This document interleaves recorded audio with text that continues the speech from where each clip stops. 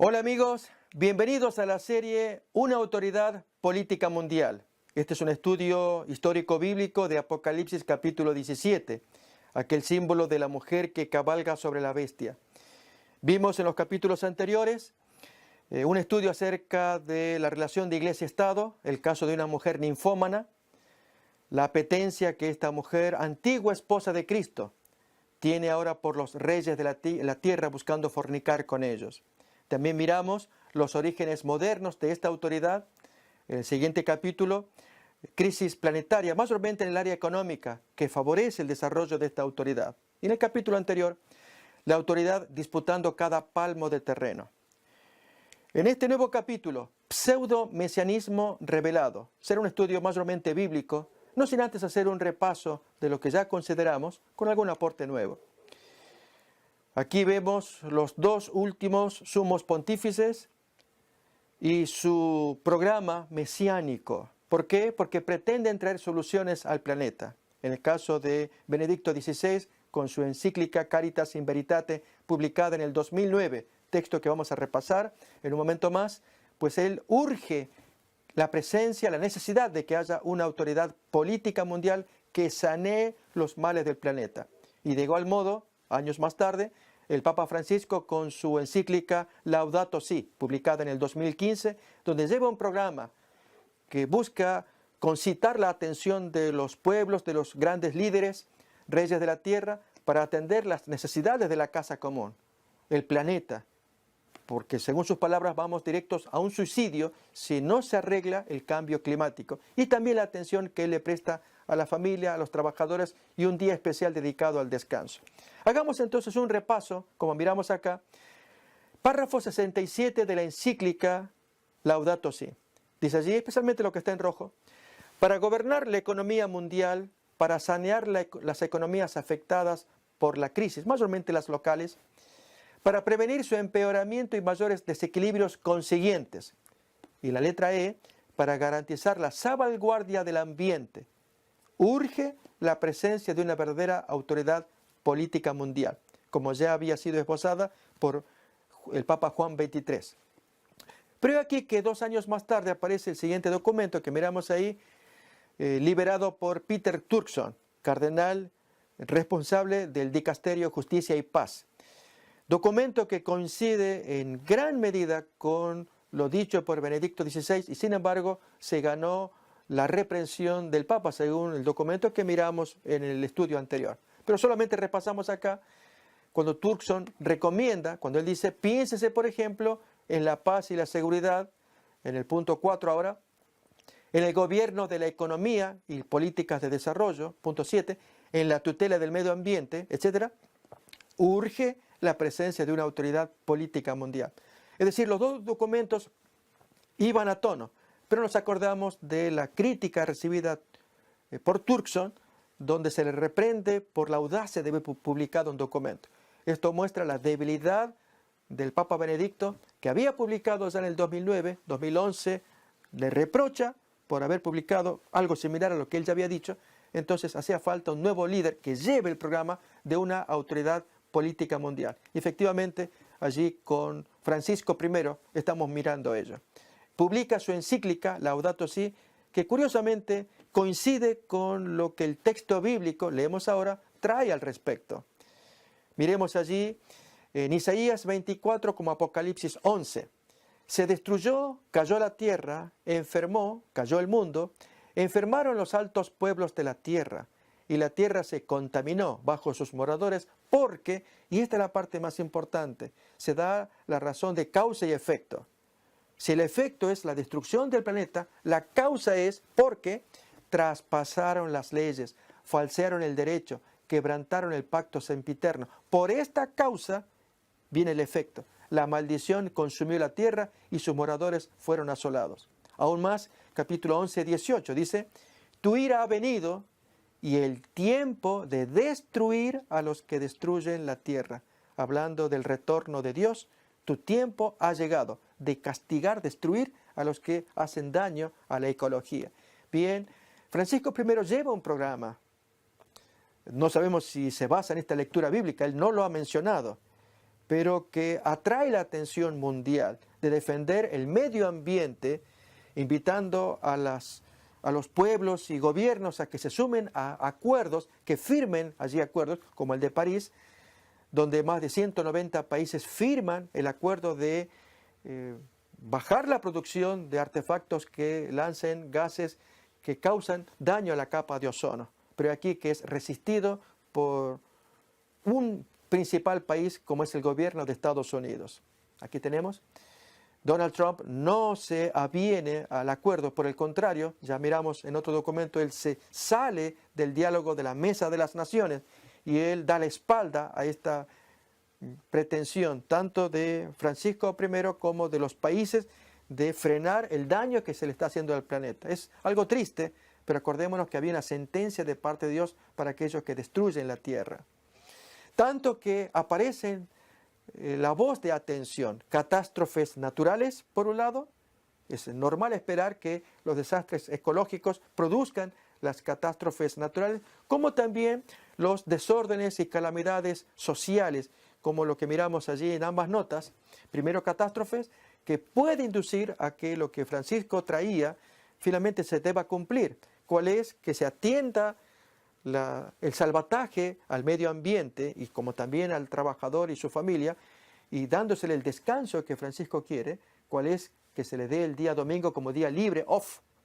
Como también, en la otra nota, la petición que están haciendo gobiernos, particularmente el de El Salvador, que a la Asamblea Legislativa se le pide que legisle, que ordene vía judicial o legislativa, que en los centros educativos, en las escuelas, sea obligatoria la lectura de la Biblia para prevenir la violencia entre los jóvenes. Y luego no lamentar que en las cárceles aparecen ellos y allí es cuando se lleva la Biblia. Pues lamentablemente esta orden no prosperó, si bien por razones obvias, y es que la separación de iglesia y Estado.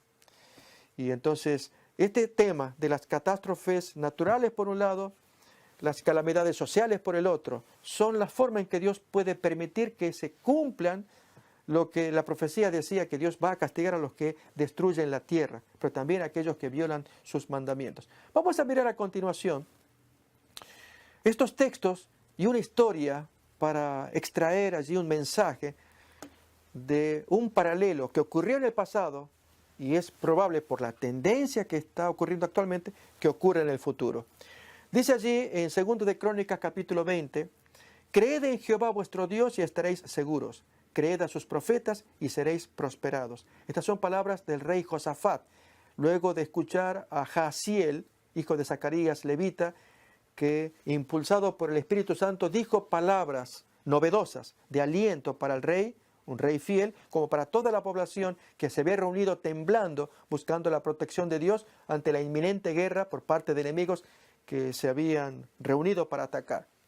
Bien, allí se habla de creed a sus profetas para que seáis prosperados. Y profeta, pues, allí improvisado, diríamos, era Jaasiel, un simple levita, era un simple adorador, pero el Espíritu Santo lo tomó para que hable las palabras que Dios quería que se escucharan.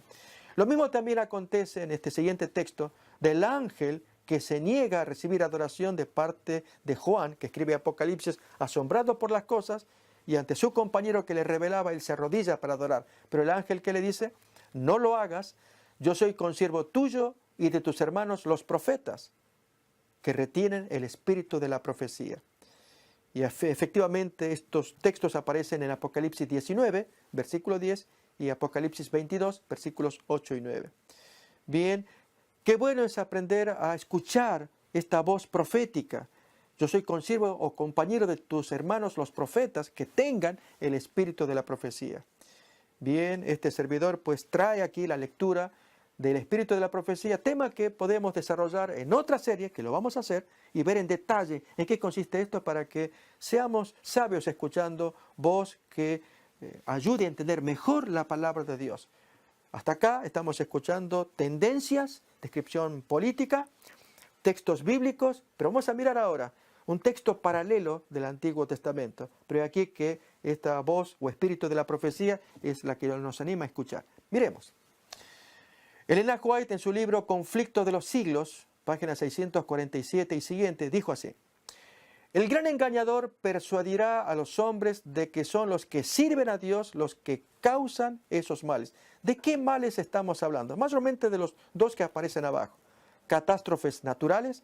Si no se hace caso a Francisco I con su programa, su agenda, de que se frene el deterioro del medio ambiente, el ataque a la capa de ozono, con las emanaciones que la producción produce, y especialmente los países capitalistas y los ricos se oponen al mensaje de Francisco I. Este tema lo hemos estudiado en el capítulo anterior, pero si no se hace caso a esta situación, es natural que se produzcan las calamidades o catástrofes naturales, de origen natural, como también el desorden de la violencia. Si no se hace caso, hay gente de buena voluntad que piden a los legisladores pongan leyes para que los niños lean, oren y conozcan algo de Biblia y no tener que llevar a las cárceles cuando están detenidos ya jóvenes grandes y enseñarles allí lecturas que podrían haber sido enseñadas cuando niños para prevenir la violencia. Bien, ustedes pueden ver qué complicada es esta situación. Legisladores que hablan de la separación de iglesia y Estado, este servidor fomenta también ello, pero hay necesidades que atender.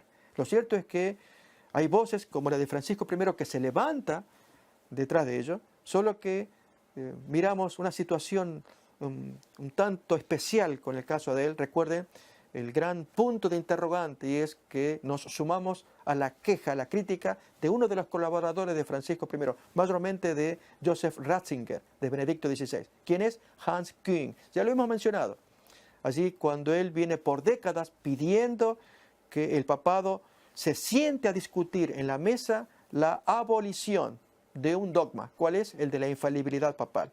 Acordémonos que Hans Küng se hizo mundialmente conocido al publicar Pablo VI en 1968 una carta encíclica que fue un golpe muy duro para las familias católicas. Esto es enseñar que Vox ex cátedra, Vox Dei, voz de Dios, era pecaminoso, ilícito, inmoral utilizar medios anticonceptivos, profilácticos, DIU, etcétera, para prevenir los embarazos, y metiéndose en terreno de la ciencia, y allí entonces le valió el descrédito a nivel mundial. Y entre ellos, Hans Küng publica el libro Infalible, es infalible, y desde entonces pide entonces que bajen los decibeles, que se estudie ese tema y se anule la infalibilidad papal. Pero efectivamente la profecía pues ya anticipaba que esto no va a parar allí. Esto va a terminar finalmente con la imposición de una marca. Por lo tanto, es tan interesante y tan importante conocer que hay una profecía que nos anuncia que vendrán calamidades, desastres, pero el punto que vamos a mirar en el espíritu de la profecía ahora es a quiénes echar la culpa, quién será el chivo expiatorio. Precisamente la parte más débil de todo este problema que estamos escuchando. Pero volvamos al texto otra vez. El gran engañador persuadirá a los hombres de que son los que sirven a Dios los que causan estas catástrofes naturales, estas calamidades sociales. La parte de la humanidad que haya provocado el desagrado de Dios lo cargará a la cuenta de aquellos cuya obediencia a los mandamientos divinos es una reconvención perpetua para los transgresores. Se declarará que los hombres ofenden a Dios al violar el descanso del domingo que actualmente está promoviendo Francisco I. Que este pecado ha traído calamidades que no concluirán hasta que la observancia del domingo no sea estrictamente obligatoria. Y que los que proclaman la vigencia del cuarto mandamiento, como este servidor que está hablando, haciendo con ello que se pierda el respeto debido al domingo y rechazando el favor divino, turban al pueblo y alejan la prosperidad temporal, por lo cual vienen catástrofes naturales, calamidades sociales, y esto hay que acallarlo. Bien, ¿será que habrá una historia paralela en el pasado que nos puede ilustrar lo que puede venir en un futuro? Efectivamente. Vamos a mirar. Elena White, otra vez, en otro libro, Profetas y Reyes, escribió lo siguiente. Los momentos penosos que vivió el pueblo de Dios en tiempos de Esther no caracterizan solo a esa época. El revelador, Apocalipsis Juan, al mirar a través de los siglos hasta el fin del tiempo, declaró: Entonces el dragón se llenó de ira contra la mujer y se fue a hacer guerra contra el resto de la descendencia de ella. Y en Apocalipsis 2:17 aclara, contra el resto quienes guardan los mandamientos de Dios. Luego agrega ella, el decreto que se promulgará finalmente contra el pueblo remanente de Dios, si el texto de Apocalipsis dice que se fue a hacer guerra contra el resto de la descendencia quienes guardan los mandamientos de Dios, Apocalipsis 12:17, habrá un decreto que buscará destruirlos. Alguien diría, pero eso es alocado, ¿quién puede creer semejante cosa? De allí es que vamos a la historia paralela, es lo que leemos allí. Será muy semejante tal decreto futuro al que promulgó en el pasado Asuero contra los judíos. Es lo que vamos a mirar a continuación. El libro de Esther trata esta historia del intento de Amán, general del rey persa Asuero, quien, ofendido por la práctica que traía uno de los servidores del rey persa, esto es Mardoqueo, que de origen judío, él no se permitía postrarse ante este arrogante general que cuando pasaba por allí los pasillos del palacio, especialmente cuando entraba, ya que Mardoqueo trabajaba en la puerta, era su lugar de trabajo. Este hombre entraba y todos los demás le rendían pleitesía, se arrodillaban, en fin, lo que satisfacía la vanidad del general Amán. Pero al ver de Mardoqueo judío que no lo hacía, comenzó a gestarse en Amán un odio contra este hombre. Al descubrir su origen, su raza, pues decidió entonces destruir a toda la gente parecida a Mardoqueo. Esto es, destruir a todos los judíos. Ignorando Amán, el general, que la esposa del rey Asuero era de origen judío también. Bien, el texto de Esther nos cuenta las tramas que hizo Amán de persuadir al rey Asuero para que firmara un decreto de exterminio de toda la raza judía. Y si bien esa carta no la tenemos, los judíos no la tienen en su Biblia hebrea, en consecuencia no aparece traducida en estas Biblias, pero sí aparece en la Biblia griega Septuaginta, que era la traducción del Antiguo Testamento al inglés de aquella época, esto es el griego. Y ya en los tiempos de Jesús esa Biblia ya corría, aún los discípulos citan de ella también. Pero aquí que en esa Biblia del Antiguo Testamento, traducida al griego, aparecen metidos allí libros que hoy llamamos apócrifos. Esto es, libros que no reconocemos, los judíos tampoco reconocen como inspirados, pero traen interesantes historias que nos muestran el contexto. Y en este caso, allí aparece el decreto, que vamos a mirar ahora. En español, quien lo recoge son las Biblias católicas. Allí sí aparece, pero ahí se pone que son libros de segunda inspiración o deuterocanónicos. Nosotros llamamos apócrifos. Aquí es de segunda mano. Bien, en esas lecturas, ahí aparecen más de 8 libros en esa condición que los judíos no reconocen como inspirados. Bien, allí en Esther, en la parte apócrifa, aparece el decreto en sí. Y al leerlo, ahí uno entiende lo que el espíritu de la profecía dijo más arriba, que el decreto futuro, basado en Apocalipsis 12:17, que el dragón se llenó de ira contra la mujer y contra el resto de los descendientes de ellas, quienes guardan los mandamientos de Dios, que en el futuro querrá exterminarlos, como ocurrió en el pasado, con la historia de Esther y el decreto de Amán. Leamos pues entonces esta historia. Aparece allí Esther, capítulo 3, versículo 13, en la parte griega de la Biblia de Jerusalén en español. He aquí el texto de la carta. El gran rey Asuero a los jefes y gobernadores, súbditos suyos, de las 127 provincias que van desde la India hasta Etiopía, les escribe lo siguiente. ¿Qué cosa es? Puesto al frente de muchos pueblos, dice Asuero el rey, y siendo señor de toda la tierra, he procurado no dejarme arrastrar por el orgullo del poder, sino gobernar siempre del modo más conveniente y benigno, manteniendo tranquilas en toda ocasión las vidas de mis súbditos, ofreciendo un reino culto y en seguridad hasta sus últimas fronteras y haciendo florecer la paz tan deseada de todos los hombres. Queriendo yo saber por medio de mis consejeros cómo podría llevar a buen término mis intenciones, uno de ellos, que sería Amán, distinguido entre todos por su prudencia y señalado por su inquebrantable lealtad y su firme fidelidad, segundo en el reino por su dignidad, Amán, nos denunció que se hallaba diseminado entre todas las tribus del universo. Y ahí comienza entonces, en el decreto que firma Asuero, una descripción perversa, malintencionada de parte de Amán. Allí se refleja el odio que Amán tiene contra Mardoqueo y por extensión contra toda la raza de Mardoqueo. Bien, así es como pasaría en el tiempo final. Por eso estamos leyendo esta historia paralela, que lo que ocurrió en el pasado volverá a pasar en el futuro. Leemos ahí.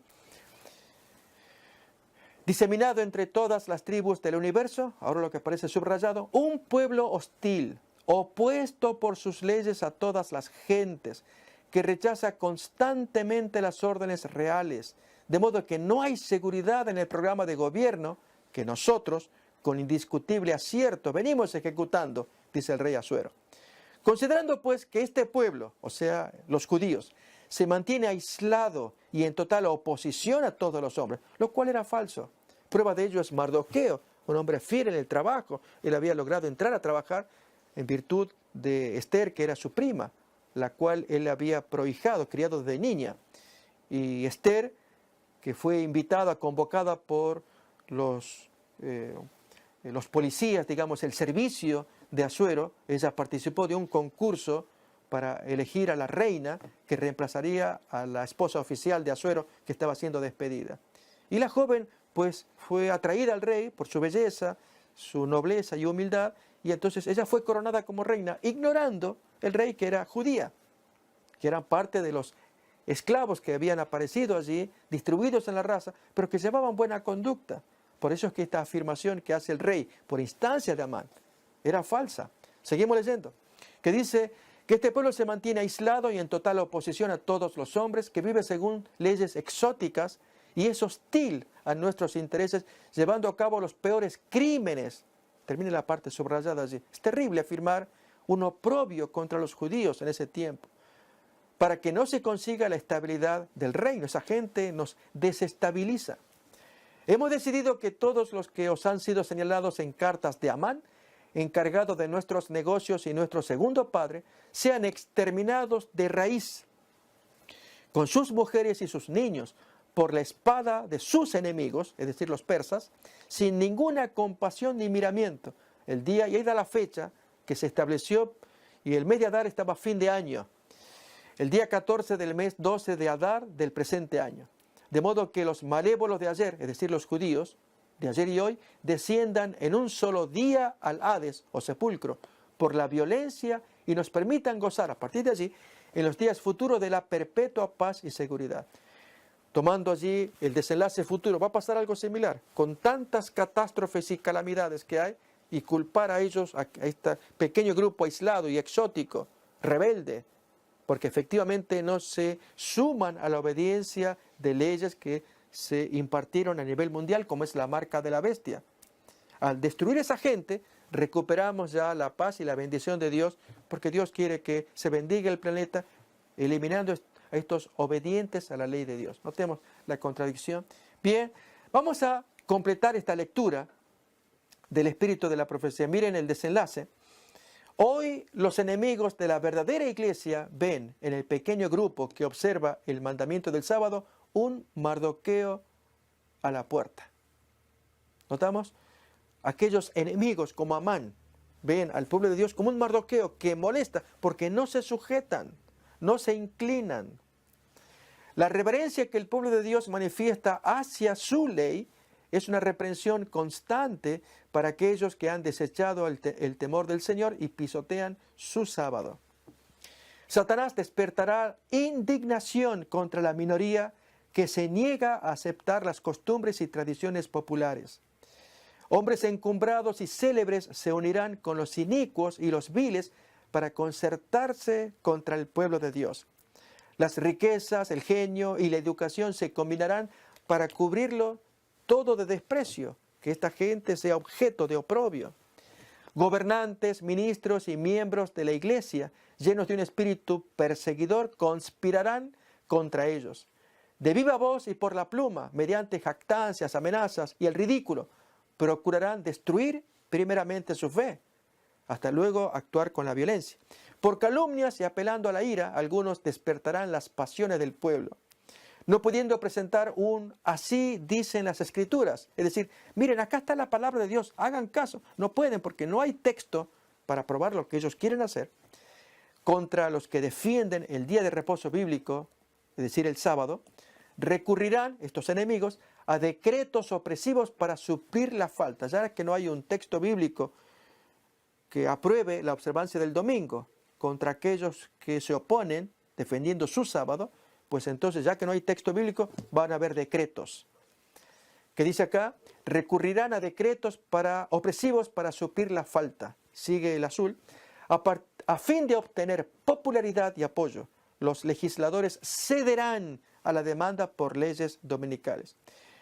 Queridos amigos, es lo que estamos observando en Argentina, lo que llamé el experimento de Argentina.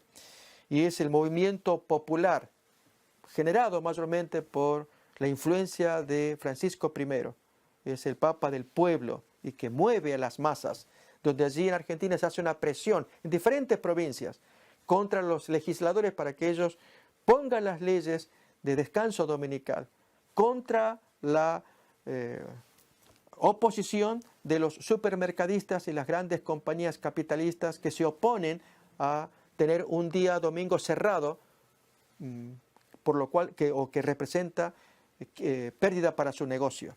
Lo cierto es que hay una presión de las masas sobre los legisladores para que se pongan las leyes. Es lo que estamos leyendo acá. Otra vez en azul. A fin de obtener popularidad y apoyo, los legisladores cederán a la demanda por leyes dominicales.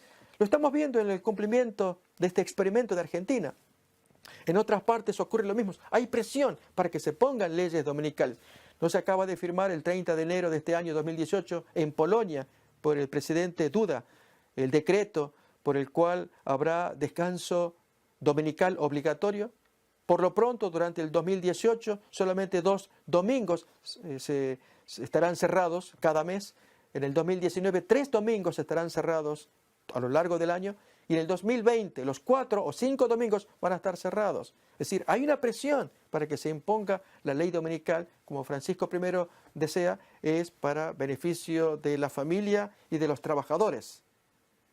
Uno pensaría en un beneficio social. ¿Será solamente social o hay un trasfondo religioso también? Ese es el gran tema de discusión que también lo hemos conversado en un capítulo anterior. Y terminamos acá. Pero los que temen a Dios no pueden aceptar una institución que viola un precepto del Decálogo. En este campo de batalla se peleará el último gran conflicto en la controversia entre la verdad y el error. ¿Cuál es? La imposición de la marca de la bestia.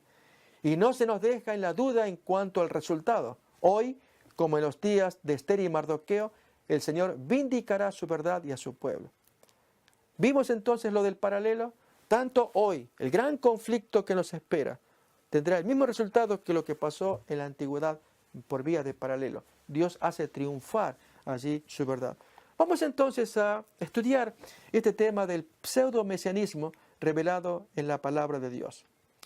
Notemos allí lo de las pretensiones mesiánicas que estamos observando acá. Caritas in Veritate, publicada en el año 2009, Benedicto XVI, con un programa donde urge a la sociedad que se presente una autoridad política mundial para sanear diversos asuntos que hacían falta atender. Lo mismo Francisco I, Laudato Si, publicado en el 2015, con su programa a favor del medio ambiente, la ecología y a favor de la familia y los trabajadores. Muy bien, dijimos objetivo mesiánico. Queremos descubrir ese plan pseudo-mesiánico. Pseudo. Vamos a preguntar al Catecismo de la Iglesia Católica Romana. No hay mejor documento, en la perspectiva de este servidor, en la descripción de lo que es el anticristo. Lo vamos a leer ahora. Es decir, usamos el mismo documento católico para probar estas cosas que estamos escuchando. Esto es en el párrafo 675 del Catecismo de la Iglesia Católica. Allí hay una descripción de lo que es el anticristo. Es asombrosa. A mi modo de ver, quizás sea una de las más claras y completas de lo que representa esta amenaza mundial. Tanto que hay autores cristianos, católicos, evangélicos, etcétera, que escriben sobre el anticristo, pero la más de las veces logran despistar, desviar la atención. Ya hemos estudiado en otro capítulo acerca de aquella autora que publicó su libro Cuando el dinero falla, mencionando que el 666, que es la marca del anticristo, la marca de la bestia, aparece en los productos de consumo, en el código de barras, y que toda aquella persona que esté esclavizada por el consumo y comprando cosas, pues eventualmente va a recibir la marca de la bestia con cada producto de consumo. Bien, y así otras teorías que hemos comentado ya oportunamente. Otros que hablan del microchip que se va a implantar aquí, allá, para decir que se cumple la profecía que si en la mano o en la frente se le impone el 666. Más bien, la palabra de Dios habla de una imposición de naturaleza espiritual y es una marca que solamente Dios y los ángeles podrán mirar. Y es que con la mente se acepta el planteo que el anticristo haga y con la mano se va a llevar adelante el programa, o una u otra. Y es tan importante discernir entonces por dónde está el anticristo. Y qué mejor que el documento del catecismo que nos lo va a revelar de cuadro pintado, como decimos. Miremos entonces el párrafo 675. Dice así: antes del advenimiento de Cristo, la Iglesia deberá pasar por una prueba final que sacudirá la fe de numerosos creyentes. Si bien el documento habla de la Iglesia Católica, por extensión puede aplicarse a todas las iglesias cristianas. Esto es que antes de la venida de Jesús tiene que pasar una prueba final. Y entonces se enumeran textos, Lucas 18:8, allí, vamos a leerlo, está muy interesante, bien puesto también, de las palabras tristes de parte de Jesús luego de contar una parábola acerca de la necesidad de orar siempre. El argumento es de una viuda pobre que se dirige a su juez, un hombre malvado que no tiene respeto ni al hombre ni a la sociedad, no tiene temor de Dios, y sin embargo el hombre escucha el argumento, pero él no le da lugar. ¿Y qué ocurre entonces? Que la mujer, por insistencia, ella quiere sacarse al enemigo que la molesta. Y el juez dice: yo no temo a Dios, no temo al hombre, pero como esta viuda ya me está agotando la paciencia, se lo voy a hacer. Y le concede la merced que la mujer pretende, y es justicia frente a su enemigo. Y Jesús entonces saca su mensaje. Escuchemos versículos 7 y 8. ¿Y acaso Dios no hará justicia a sus escogidos que claman a Él día y noche? ¿Se tardará en responderles? Hace un paralelo entre el juez malo, que si bien no tiene temor de Dios, pero por conveniencia humana se saca a la mujer de encima para que no le agote la paciencia, le da la justicia. Jesús dice: ¿y acaso con Dios, que es juez justo, no hará justicia a sus hijos que le claman en la misma condición, día y noche, clamar, pedir, rogar? Pero noten entonces la conclusión. ¿Se tardará en responderles? Os digo que pronto les hará justicia, pero cuando venga el Hijo del Hombre, ¿hallará fe en la tierra? Esa es la pregunta. Y es no solamente que no va a haber fe, ya se da por descontado del mundo pecador, sino de los creyentes, que cada vez la fe se va disminuyendo. Esta es una característica del tiempo final. Aún se da el otro versículo que lo va a probar, Mateo 24:12. Estas son las características morales, espirituales que el pueblo de Dios atraviesa en ese momento. En Mateo 24:12, entre las señales del tiempo del fin, Jesús dijo así: y por haberse multiplicado la maldad, el amor de muchos se enfriará. Este es el cuadro que estamos viviendo actualmente. Cada vez hay más descreimiento o una religión espiritual falseada. Es el caso de aquellos que asisten a las reuniones para obtener un beneficio, como procura la teología de la prosperidad.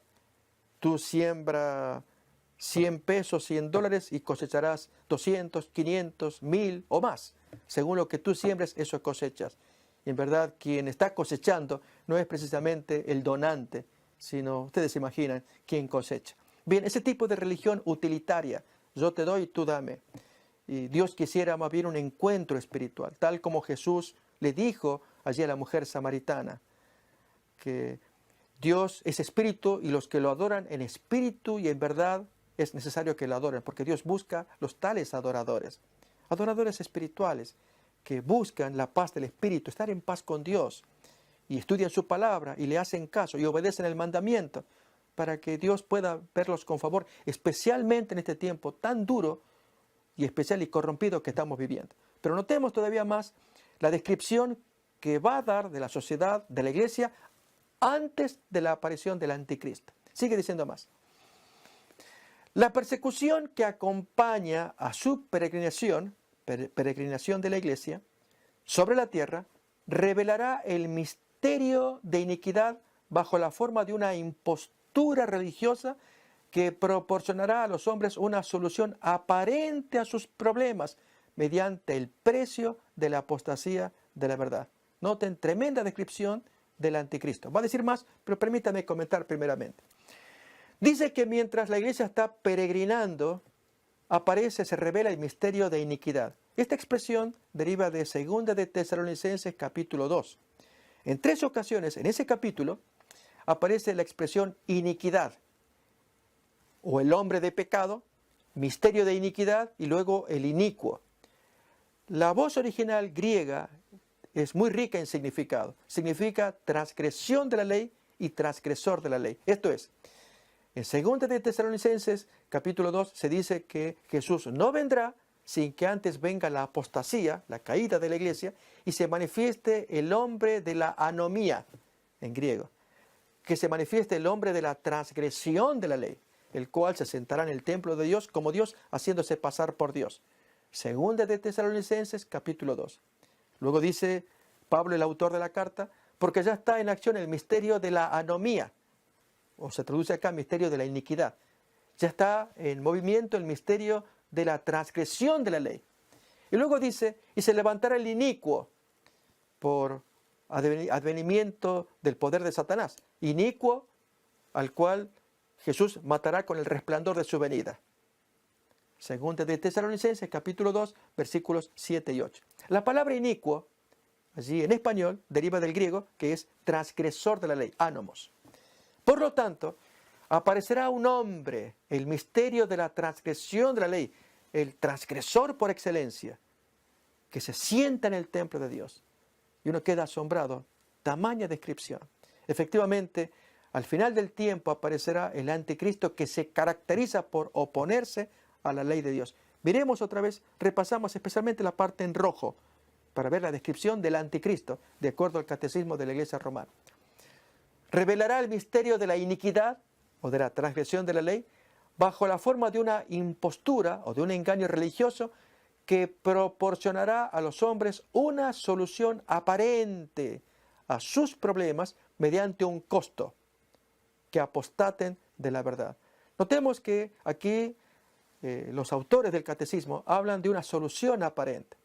Los problemas universales que tenemos y que los atiende la ONU, ya los estudiamos en otros capítulos de esta serie, y que tanto Juan XXIII con su encíclica La paz en la tierra de 1963 y La caridad en la verdad del año 2009, buscan que se les dé la autoridad política mundial para atender estos problemas universales, tanto que aparenta no haber solución, a menos que se dé esa autoridad. Pero ¿qué dice aquí el texto? Que él, con ese engaño religioso, proporciona a los hombres una solución aparente a los problemas, y al proveer solución atrae la atención, la gente quiere la solución, pero es una solución aparente, no se soluciona porque hay un costo, que apostaten de la verdad. Y este tema es sumamente interesante.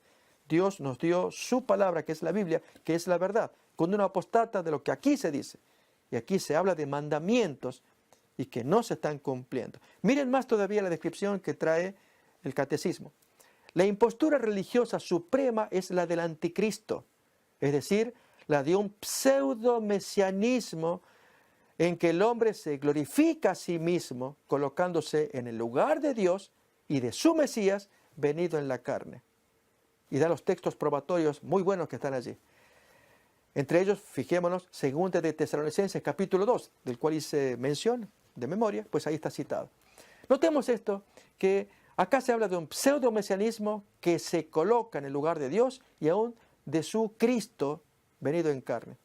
Si tuviéramos que pensar ¿A quién describe este párrafo? Pues hay un vicario de Cristo, alguien que representa a Cristo en la tierra y que tiene el lugar de Dios. Y ustedes que están oyendo imaginarán a quién me estoy refiriendo. Pues al papado. En otras palabras, el mismo catecismo define claramente los movimientos que haría este poder, esta autoridad política mundial.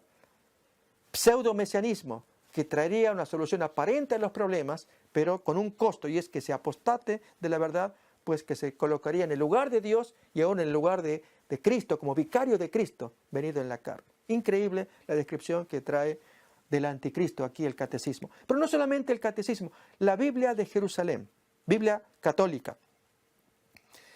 Allí publicada, como leemos, en 1978.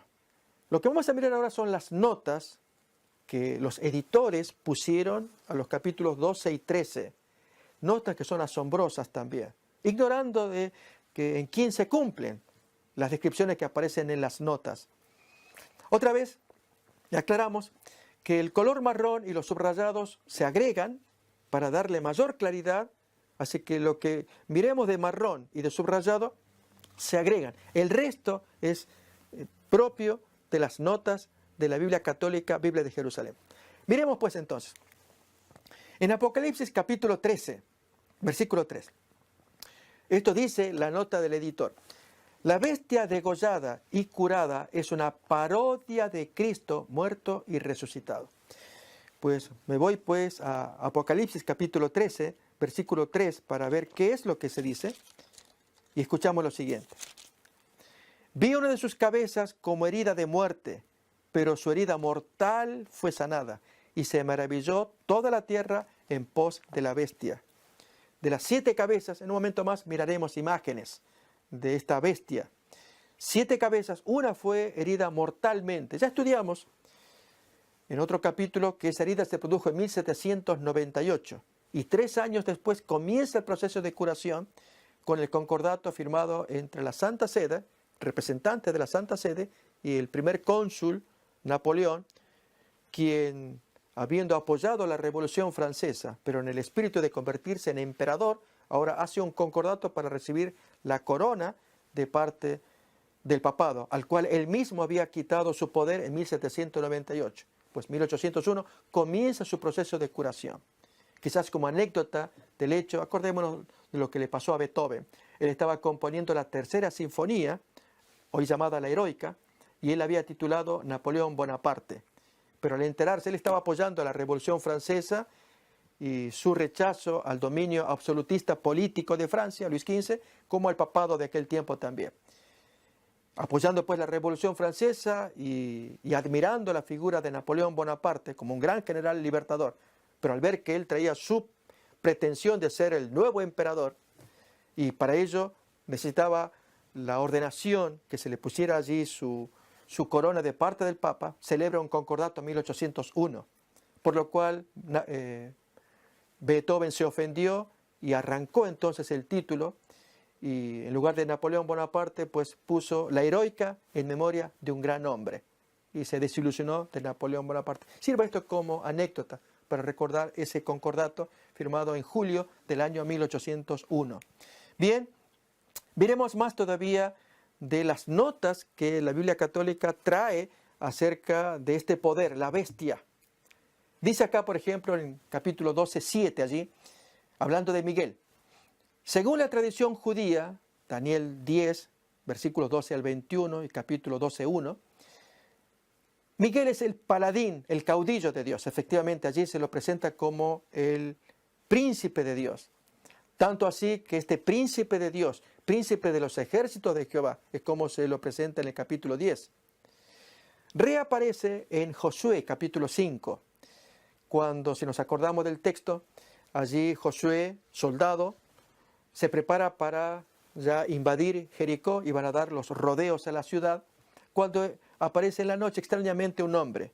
Y Josué, mirándolo, pregunta, ¿tú quién eres? ¿Eres de los nuestros o de los enemigos?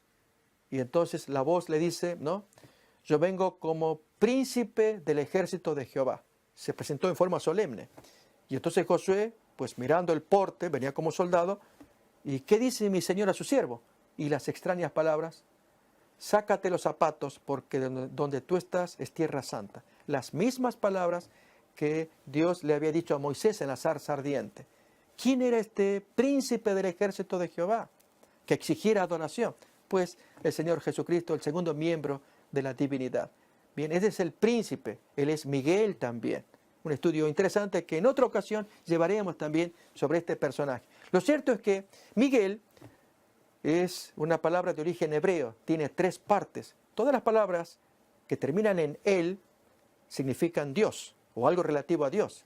Ariel, león de Dios. Daniel, juicio de Dios. Emanuel o Manuel, Dios con nosotros. Pero Miguel tiene 3 compuestos, mi, ja y él. Significa quién, como Dios. Y cada vez que aparezca este nombre es de parte de Miguel hacia Satanás. ¿Quién como Dios? Porque Satanás tiene la pretensión de Dios. Notemos entonces ahora, miren el comentario que hace la nota de la Biblia de Jerusalén. Leemos ahí, otra vez, Apocalipsis 12:7. Miguel, según la tradición judía, Daniel 10, es el paladín, el caudillo de Dios. Su nombre quiere decir, ¿quién es como Dios?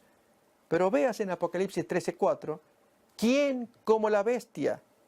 Compárese el nombre de Miguel 12:7. ¿Quién como Dios? Efectivamente, leemos en 13:4, aquí, que se había maravillado toda la tierra en pos de la bestia por la curación tenida, ese tajo mortal recibido allí en la cabeza. Y adoraron al dragón que había dado autoridad a la bestia, y adoraron a la bestia diciendo, ¿quién como la bestia? Es tremendo que a este poder humano se le pueda hablar y dirigirse en adoración, en aplauso, en palabras, las mismas que Dios querría que se le dirigieran a Jesús, el Hijo de Dios. Es tremendo. Y sin embargo, aquí esta Biblia de Jerusalén lo va revelando. El paralelo que hay entre esta bestia que fue herida, estamos hablando del papado 1801, inicia su proceso de curación, 1929, febrero, cuando recupera a través del Tratado de Letrán, un concordato celebrado con Italia, la recuperación de los estados pontificios y un proceso de curación que sigue. ¿Quién como este poder? Y es lo que Jesús querría escuchar por su nombre, Miguel. ¿Quién como Dios? Pero miremos más todavía. En Apocalipsis 13:11, hablando de la segunda bestia, dice la nota del editor de la Biblia de Jerusalén, en adelante será designada con el nombre de falso profeta. Apocalipsis 16, versículo 13 lo menciona, capítulo 19, versículo 20 y capítulo 20, versículo 10. Antes de describir la vuelta o el retorno del Hijo del Hombre, mírese capítulo 14 de Apocalipsis, confróntese con el capítulo 19, con Mateo 24. Juan, el autor de Apocalipsis, muestra en acción a los falsos profetas, o sea, segunda bestia, anunciados por Cristo. Ya estaban citados en Mateo 24, Tesalonicenses, segunda carta, capítulo 2. Lo que interesa acá, en lo que estamos leyendo, es el paralelo que el editor está trayendo entre el falso profeta, con mayúscula, con los falsos profetas que Jesús mencionó que antes de la venida aparecerían falsos profetas. Apocalipsis menciona un gran falso profeta, un poder que los engloba a todos. Pero entonces viene acá, fijémonos, un aporte sumamente interesante. Capítulo 13, 14. El Espíritu Santo era el que realizaba prodigios en la iglesia para provocar la fe en Cristo. Es el caso del bautismo en lenguas de fuego, nos acordamos de Pentecostés. La segunda bestia, que es la bestia terrestre, imita al Espíritu Santo. Como la serpiente o dragón, es la misma figura, y la primera bestia, la marítima, imitaban al Padre y al Hijo.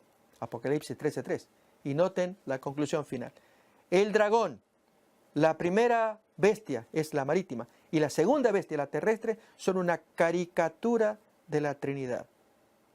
Es decir, en lo que vamos a ir mirando en el estudio, en esta primera parte, vamos a ver lo que nos va a asombrar, y es que el poder satánico, el dragón, la bestia marítima, que ya miraremos con detalle que se trata del papado, y la bestia terrestre, que luego se le va a llamar falso profeta, simbolizada principalmente por el gobierno de Estados Unidos. Los tres conforman una falsa Trinidad que van a actuar muy similarmente a la verdadera Trinidad, pero parodiándola.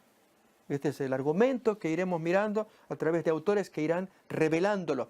Miremos, por ejemplo, este es el caso de Hans K. Larondel en su libro Las profecías del fin. Pusimos allí el subtítulo, una caricatura de la Trinidad. ¿De qué estamos hablando? Miremos el aporte que trae este autor. Apocalipsis 13 muestra cómo el dragón se traba en guerra contra los santos. Quizás sería bueno tener una lectura que podemos hacer ahora, del capítulo 13, de corrido, como se dice, para apreciar. Lo que importa ahora es el significado que traen los movimientos de estos símbolos que parodian a la genuina Trinidad.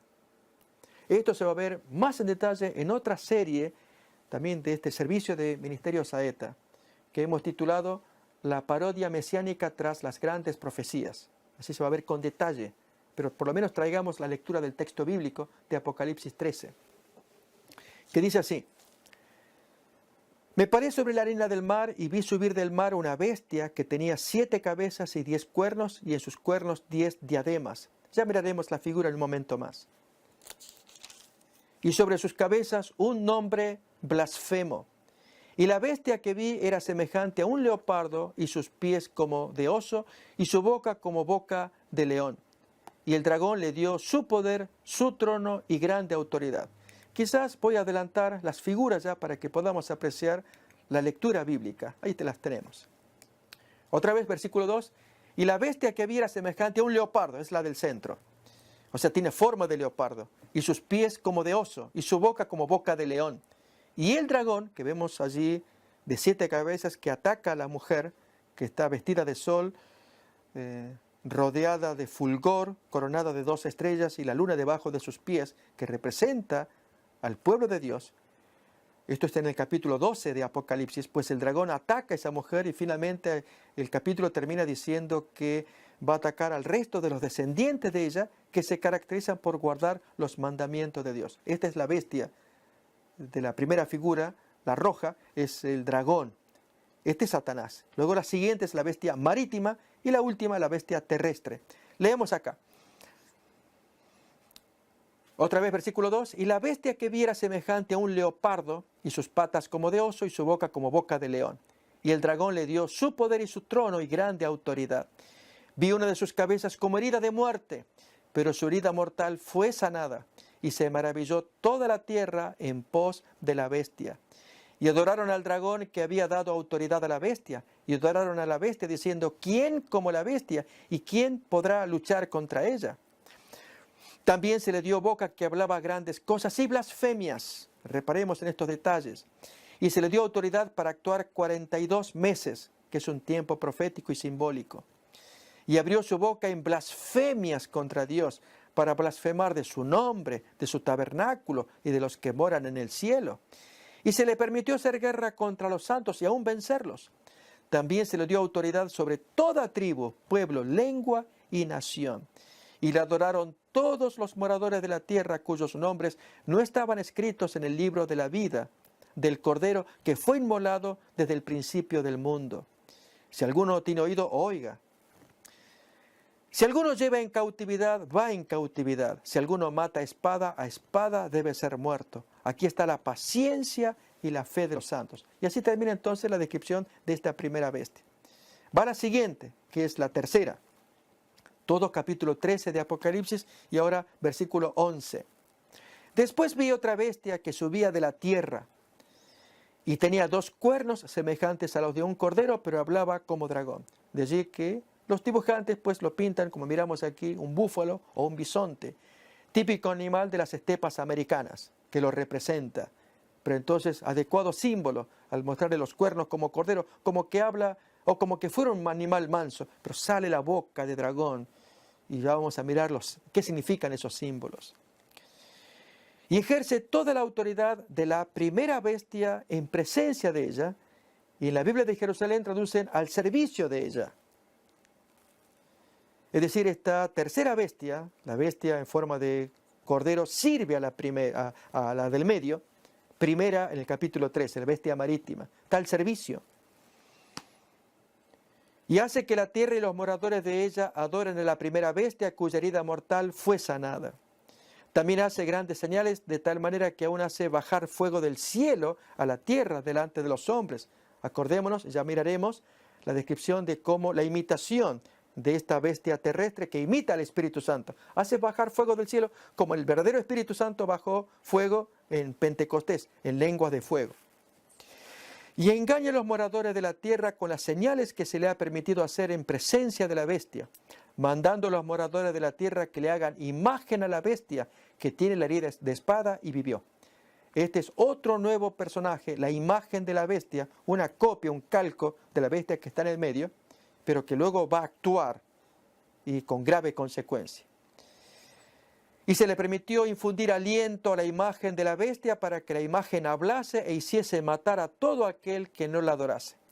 Y hacía que a todos, pequeños y grandes, ricos y pobres, libres y esclavos, se les pusiese una marca en la mano derecha o en la frente, y que ninguno pudiese comprar ni vender, sino el que tuviese la marca o el nombre de la bestia o el número de su nombre. Aquí hay sabiduría. El que tiene entendimiento cuente el número de la bestia, pues es número de hombre. Y su número es 666. Y así pues termina el capítulo 13 de Apocalipsis. Y con ello, amigos, también damos término a esta primera parte de este capítulo, pseudo-mesianismo revelado. En la siguiente porción vamos a mirar lo que continúa de esta descripción para ver claramente lo que intentamos mirar, que aquí en el capítulo 13 se describe una parodia de la verdadera Trinidad y las acciones de uno y de otro van a estar revelados en Apocalipsis a la luz de lo que pasa con estos personajes genuinos de la verdadera Trinidad y especialmente el concepto del tema que se está presentando, un pseudo-mesianismo revelado. Amigos, gracias por acompañarnos, por seguir esta serie de una autoridad política mundial. Hasta la siguiente emisión, gracias por acompañarnos.